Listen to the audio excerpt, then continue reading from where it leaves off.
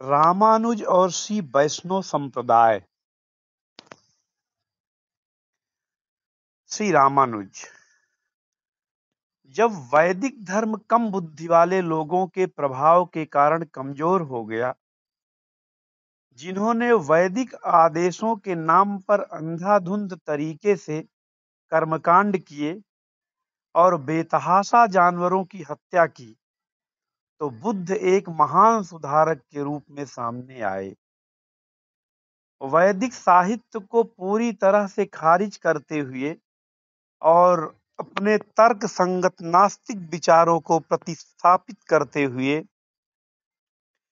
बुद्ध ने अहिंसा और निर्वाण के मार्ग की वकालत की। वास्तविकता का निषेध, जैसा कि हम जानते हैं, जीवन के अंतिम लक्ष्य के रूप में इसके तुरंत बाद शंकराचार्य के दर्शन ने बौद्ध धर्म को पछाड़ दिया और पूरे भारत में फैल गया। शंकराचार्य ने उपनिषदों और अन्य वैदिक साहित्य के अधिकार को पुनर्जीवित किया और बौद्ध धर्म के सिद्धांतों से लड़ने के लिए हथियार के रूप में इस्तेमाल किया।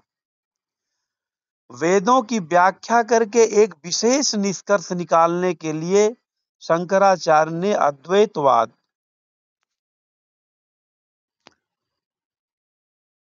अद्वैत वेदांत के सिद्धांत की स्थापना की, जिसमें कहा गया कि सभी जीव ईश्वर के समान स्तर पर है। उन्होंने उन ग्रंथ पर विशेष जोर दिया जो बौद्धों की तर्कवादी नास्तिकता का जवाब देते थे। फिर भी शंकराचार्य की शिक्षाएं भी पूरी तरह से आस्तिक नहीं थी और इस प्रकार परम वास्तविकता का एक और अनावरण नियति थी। वह नियत श्री रामानुजाचार्य के माध्यम से पूरी हुई। भगवान रामानुज का जन्म भारत में वर्ष 1017 ईस्वी में हुआ था, जब ज्योतिषीय गणना के अनुसार सूर्य कर्क राशि में था। उनके माता पिता असुरी केशव और कांतिमती थे। दोनों ही कुलीन परिवारों से थे। रामानुज ने अपना बचपन अपने जन्मस्थान श्री पेरम्बदूर में बिताया। 16 वर्ष की आयु में उनका विवाह रक्षा कंबल से हुआ। अपनी शादी के सिर्फ 4 महीने बाद ही रामानुज के पिता गंभीर बीमारी से पीड़ित हो गए और उनकी मृत्यु हो गई। अपने पिता की मृत्यु के बाद रामानुज घर के मुखिया बन गए और उन्होंने कांची में रहने का फैसला किया, जो अपने विद्वानों और शानदार मंदिरों के लिए प्रसिद्ध एक पवित्र शहर है। कांची में यादव प्रकाश नामक एक विद्वान रहते थे, जो अद्वैत वेदांत के सिद्धांत में अपनी विद्वता के लिए प्रसिद्ध थे। वेदांत सूत्र पर शंकराचार्य की टिप्पणियों को समझाने की क्षमता में यादव से आगे कोई नहीं निकल सका। रामानुज ने यादव के विद्यालय में दाखिला लिया और संस्कृत और वैदिक साहित्य का अध्ययन किया। हालांकि शंकरवादी अवधारणा से बिल्कुल भी सहमत नहीं थे, लेकिन रामानुज ने अपने पाठों को अच्छी तरह से सीखा और जल्द ही यादव के पसंदीदा छात्रों में से एक बन गए। रामानुज को शंकर के निष्कर्षों का एक ईमानदार अनुयायी मानते हुए यादव ने रामानुज को विशेष स्नेह दिखाया, लेकिन यह स्नेह लंबे समय तक नहीं रहा। एक दिन छांदोग्य उपनिषद पर प्रवचन देने के बाद यादव ने रामानुज से अपने शरीर पर तेल की मालिश करने को कहा, जैसा कि उन दिनों एक छात्र द्वारा की जाने वाली प्रथा थी।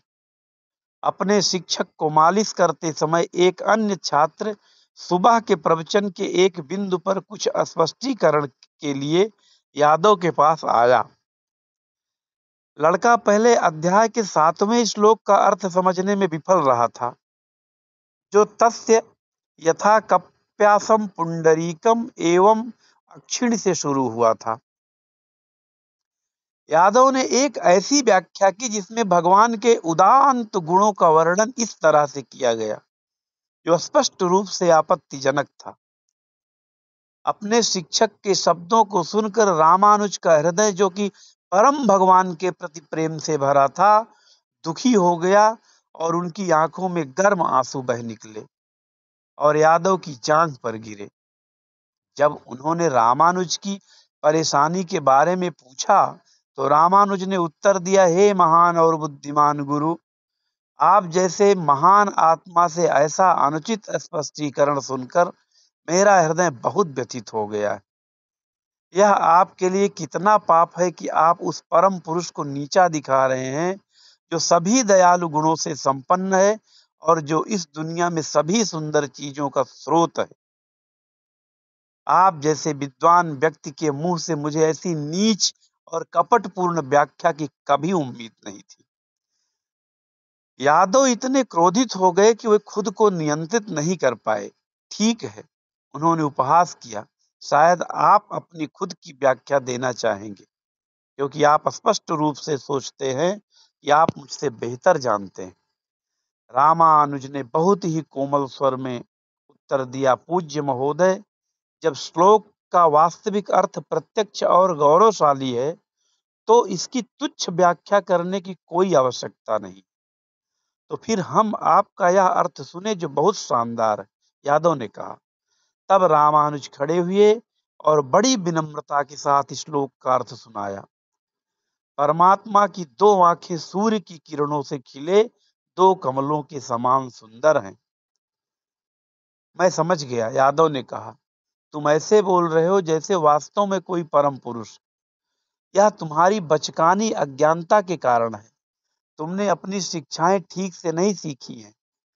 तुम्हें हमेशा याद रखना चाहिए कि परम पुरुष बिना रूप, बिना नाम और बिना गुण के हैं।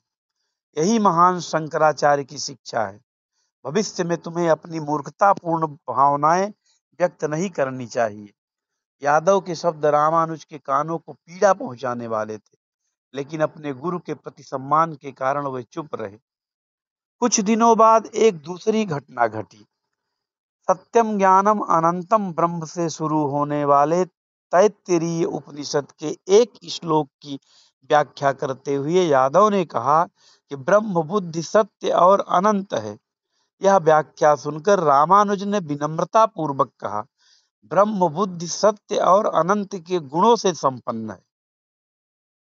इसका मतलब है कि वह सामान्य जीवों की तरह अज्ञानता से आच्छादित नहीं है। वह कभी असत्य नहीं बोलता और उसकी शक्तियां असीमित हैं, सीमित नहीं है।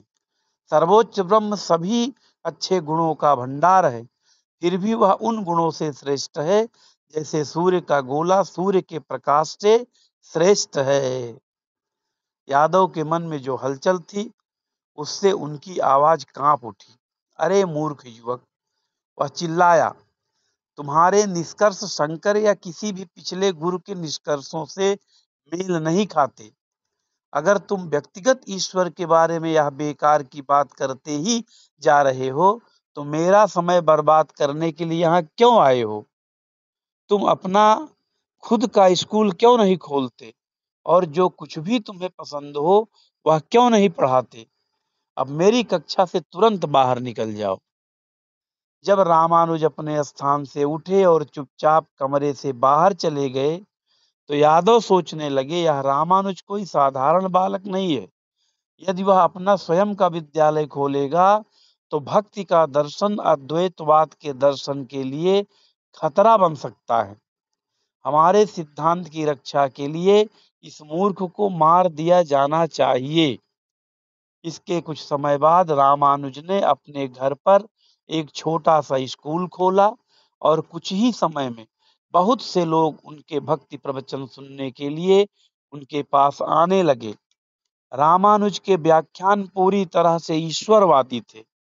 उन्होंने इस अवधारणा को खारिज कर दिया कि जीव एक जीवित इकाई सर्वोच्च ब्रह्म के बराबर हो सकती है या शंकर द्वारा प्रतिपादित ईश्वर बन सकती है। रामानुज ने सिखाया कि जीव ईश्वर का एक कण है और इस तरह उसकी स्थिति संपूर्ण समग्र की सेवा करना है। उन्होंने कहा, कि जैसे हाथ शरीर का हिस्सा है और इस तरह शरीर का सेवक है, उसी तरह जीव भी सर्वोच्च का हिस्सा है और इस तरह उसकी संवैधानिक स्थिति सर्वोच्च की सेवा करना है।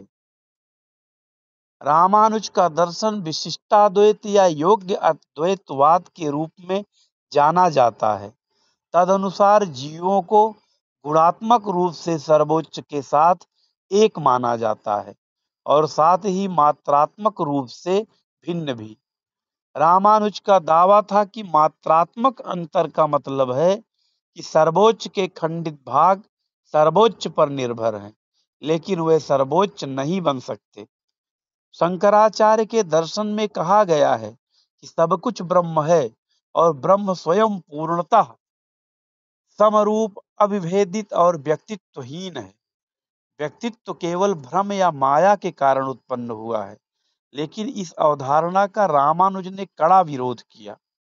उनके दर्शन में कहा गया है कि कभी भी किसी अविभाज्य वस्तु का ज्ञान नहीं हो सकता। ज्ञान अनिवार्य रूप से किसी वस्तु की ओर संकेत करता है जो किसी न किसी तरह से विशेषता रखती है। रामानुज ने कभी भी गुणहीन अविभेदित ब्रह्म को स्वीकार नहीं किया, बल्कि एक ऐसे ब्रह्म को स्वीकार किया जो एक महान वास्तविकता का गुण है, स्वयं भगवान। उन्होंने तर्क दिया कि जैसे जीव अलग अलग व्यक्तित्व हैं, वैसे ही सर्वोच्च भी एक व्यक्तित्व है, परम व्यक्तित्व। रामानुज ने आगे तर्क दिया कि यदि माया परमपिता परमात्मा की पहचान को ढक सकती है, तो माया भगवान से भी बड़ी है। इसलिए उन्होंने जोर देकर कहा कि हम शाश्वत रूप से अलग अलग व्यक्तित्व हैं और परम पिता परमात्मा शाश्वत रूप से परम व्यक्तित्व है, लेकिन अपनी सीमित प्रकृति के कारण हम कभी कभी माया के अधीन हो जाते हैं। रामानुज ने शंकर द्वारा अस्वीकृत परिवर्तन के सिद्धांत को भी स्वीकार किया। शंकर के अनुसार भौतिक जगत मिथ्या है, इसका कोई अस्तित्व नहीं है। दूसरी ओर रामानुज ने कहा कि भौतिक जगत भगवान की ऊर्जा है और व्यक्तिगत और व्यक्तिपरक और वास्तविकता भौतिक अभिव्यक्ति के मामले में किसी भी पदार्थ में परिवर्तन से नहीं गुजरती है। उसी तरह जैसे एक गायक जो अपनी ऊर्जा से एक गीत बनाता है, उसकी रचना के कारण उसका महत्व कम नहीं होता, बल्कि वह और अधिक गौरवशाली हो जाता है। विशिष्टाद्वैत दर्शन की प्रणाली में न तो भौतिक जगत और न ही जीवों को परम पुरुष से स्वतंत्र माना जाता है। जीवात्माएं स्वतंत्र इच्छा से संपन्न होने के कारण परम पुरुष की एक अलग अभिव्यक्ति है, जबकि भौतिक ऊर्जा परम पुरुष की इच्छा के अधीन प्रत्यक्ष रूप से प्रकट होती है। जीवात्मा की स्वतंत्र इच्छा एक अत्यंत महत्वपूर्ण कारक है, क्योंकि उस स्वतंत्र इच्छा को भगवान और जीवात्मा के बीच पारस्परिक संबंधों का मूल सिद्धांत माना जाता है। रामानुज ने जीवों के ईश्वर के साथ संबंध को शाश्वत सेवा के रूप में प्रस्तुत किया। रामानुज के अनुसार जब जीवात्माएं भक्ति और ईश्वर के प्रति स्वाभाविक प्रेम की विधि द्वारा भौतिक ऊर्जा द्वारा उत्पन्न भ्रमों से मुक्त हो जाती हैं, जैसे कि एक स्नेही सेवक और उसके स्वामी के बीच का व्यवहार, तब आत्मा वैकुंठ नामक आध्यात्मिक प्रकाश में प्रवेश करती है। वैकुंठ लोक में पहुंचने के बाद आत्मा सर्वोच्च व्यक्ति नारायण विष्णु की शाश्वत सेवा में लग जाती है। यह उदांत संदेश रामानुज द्वारा अपने श्रोताओं को प्रतिदिन दिया जाता था। रामानुज की बढ़ती लोकप्रियता और कांची के लोगों पर उनके प्रभाव को देखकर अभिमानी और अहंकारी यादव प्रकाश बेचैन हो गए। अपने वफादार शिष्यों को अपने पास बुलाकर यादव ने कहा, यह अहंकारी रामानुज एक विधर्मी है, वह समाज के लिए एक उपद्रव है और हमारे अद्वैतवाद के सिद्धांतों के लिए खतरा है।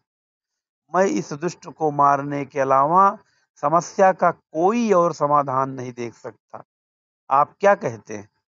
यादव के शिष्य अपने गुरु से पूरी तरह सहमत थे, क्योंकि वह भी रामानुज से ईर्ष्या करते थे। इस प्रकार उन्होंने उसे मारने की योजना बनाई। पवित्र नदी गंगा की पूजा करने के बहाने यादव और उनके शिष्यों ने बनारस की तीर्थ यात्रा की व्यवस्था की और रामानुज से पूछा कि क्या वह उनके साथ चलना चाहेंगे। उनकी विश्वासघाती योजना के बारे में अनभिज्ञ रामानुज ने निमंत्रण स्वीकार कर लिया।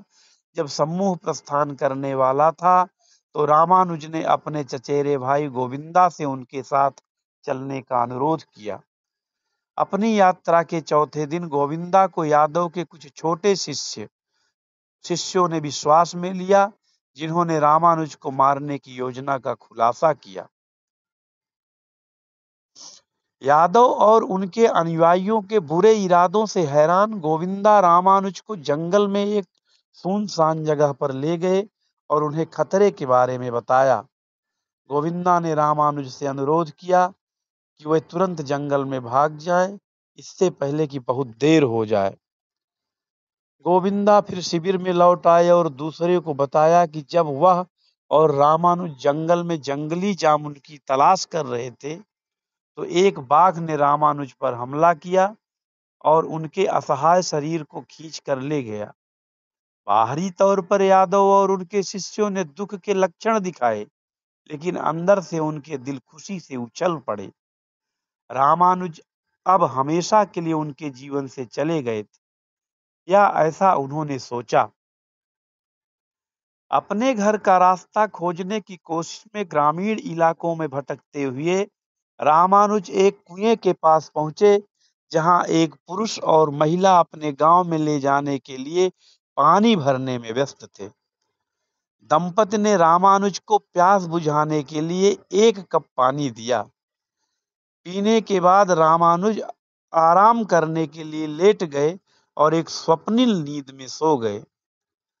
उन्होंने सपना देखा कि जंगल में चलते समय उन्होंने भगवान रामचंद्र और उनकी पत्नी सीता देवी के अवतार को देखा, जिन्होंने उन्हें उनके गांव का रास्ता दिखाया।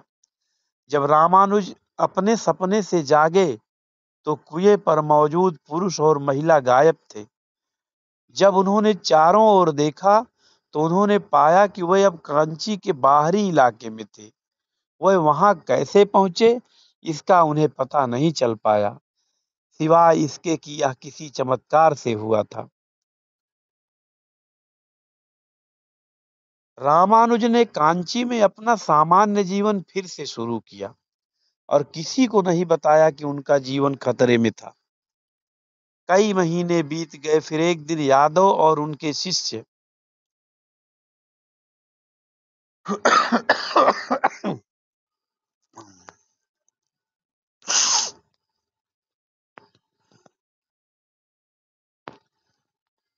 तो यमुनाचार्य नामक एक आदरणीय संत भिक्षा मांगने उनके दरवाजे पर आए। अपना पूरा सम्मान दिखाते हुए रामानुज ने संत का अपने घर में स्वागत किया। रामानुज को पता चला कि यमुना श्री रंगम से है, जो विष्णु का प्रसिद्ध मंदिर है। अपनी चर्चा के दौरान रामानुज को जल्द ही एहसास हो गया कि यमुनाचार्य भक्ति के विज्ञान के योग्य आध्यात्मिक गुरु थे। परमानंद और उल्लास से अभिभूत रामानुज उनके चरणों में गिर पड़े और अपने शिष्य के रूप में स्वीकार किए जाने के लिए कहा। यमुना ने तुरंत रामानुज को जमीन से उठाया और उन्हें गहरे प्रेम से गले लगाते हुए कहा, मेरे बच्चे, आज मैं भगवान के प्रति तुम्हारी भक्ति देखकर धन्य हो गया। भगवान नारायण की सेवा में हमेशा तत्पर रहते हुए तुम एक दीर्घायु और फलदायी जीवन जियो। इसके बाद रामानुज ने शुभ कामना के लिए अपने गुरु की परिक्रमा की और यमुना श्रीरंगम के लिए रवाना हो गए। अब पहले से भी कहीं ज्यादा रामानुज ने भक्ति के सिद्धांत का प्रचार पूरी ताकत और दृढ़ता के साथ किया। रामानुज का प्रस्तुतिकरण इतना प्रभावशाली था कि यादव प्रकाश और उनके अनुयायी भी रामानुज के शिष्य बन गए। फिर एक दिन श्रीरंगम से एक संदेशवाहक आया और उसने रामानुज को बताया कि उनके गुरु बीमार हैं और मृत्यु के कगार पर हैं। रामानुज तुरंत श्रीरंगम के लिए रवाना हुए, लेकिन समय पर वहां नहीं पहुंच पाए। रामानुज के पहुंचने से कुछ समय पहले यमुना ने अपना शरीर त्याग दिया और बैकुंठ के आनंदमय क्षेत्र में प्रवेश कर कावेरी नदी को पार करते हुए रामानुज उस द्वीप पर पहुंचे जहां श्रीरंगम का मंदिर स्थित, और सीधे उस स्थान पर पहुंचे जहां उनके गुरु लेटे हुए थे। अपने शिष्यों के एक समूह से घिरे हुए यमुना अपनी आंखें बंद करके अपनी भुजाएं अपनी भुजाओं पर फैलाए हुए एक बिस्तर पर लेटे हुए थे और उनका चेहरा चमक रहा था, मानो अनंत सौंदर्य के विचारों में डूबे हुए। क्षण भर में सभी का ध्यान रामानुज पर केंद्रित हो गया, क्योंकि वह कमरे में प्रवेश कर अपने गुरु के पास आकर बैठ गए थे। उनकी आंखों में प्रेम के आंसू भर आए और वह रो पड़े। उनका हृदय अपने गुरु से वियोग में बहुत दुखी था। यमुना का बायां हाथ शांति के लिए योग मुद्रा में था, जिसमें 3 उंगलियां फैली हुई थी और अंगूठे और तर्जनी के सिरे आपस में जुड़े हुए थे। हालांकि उनका दायां हाथ उनकी बगल में था, लेकिन मुट्ठी में बंधा हुआ था। सभी शिष्य अपने गुरु के दाहिने हाथ की स्थिति को देखकर आश्चर्यचकित थे और उनमें से कोई भी इसका अर्थ नहीं समझ पाया। जब सभी लोग आश्चर्य में देख रहे थे, तो रामानुज ने यह घोषणा करके चुप्पी तोड़ी, हमारे गुरु श्रद्धेय यमुनाचार्य की 3 इच्छाएं हैं, जिन्हें वे पूरा करना चाहते हैं। मैं उन लोगों की रक्षा करूंगा जो सामान्य रूप से अवैयक्तित्व के से भ्रमित हैं। उन्हें नारायण के चरण कमलों में समर्पण का अमृत प्रदान करके। रामानुज के बोलते ही यमुना के दाहिने हाथ की उंगली बाहर की ओर फैल गई।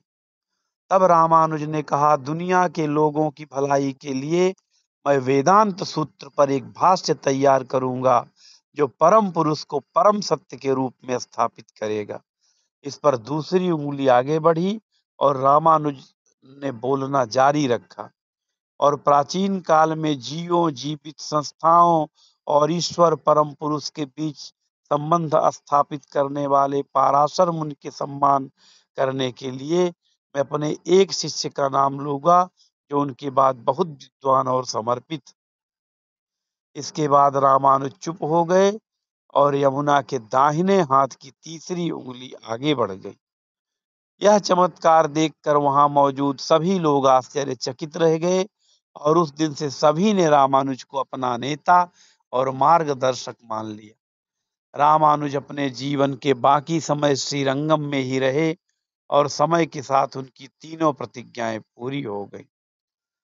हालांकि वे कई वर्षों तक एक सफल गृहस्थ के रूप में रहे, लेकिन रामानुज को त्याग का मार्ग अपनाना ही था।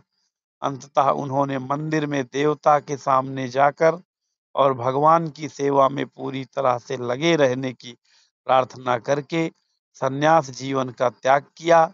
उस दिन से रामानुज हमेशा अपने माथे पर तिलक नारायण का प्रतीक पहनते थे, भगवा वस्त्र पहनते थे और त्यागी की 3 खंड वाली छड़ी रखते थे।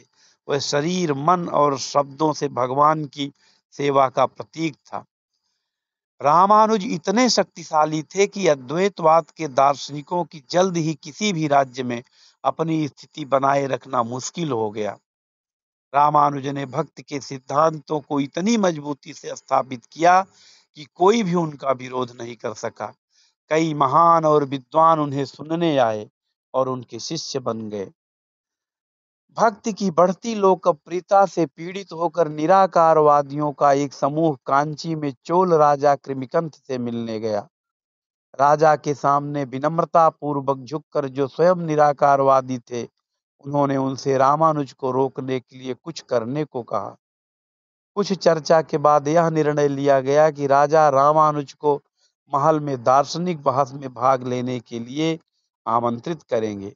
इस प्रकार राजा के दूतों को रामानुज को लाने के लिए श्रीरंगम भेजा गया। राजा के मन में रामानुज को धर्मांतरित करने का विचार था, यदि आवश्यक हो तो बलपूर्वक। एक बार रामानुज को धर्मांतरित कर दिया गया तो उन्होंने सोचा उसके राज्य में हर कोई शंकर के पथ में वापस आ जाएगा।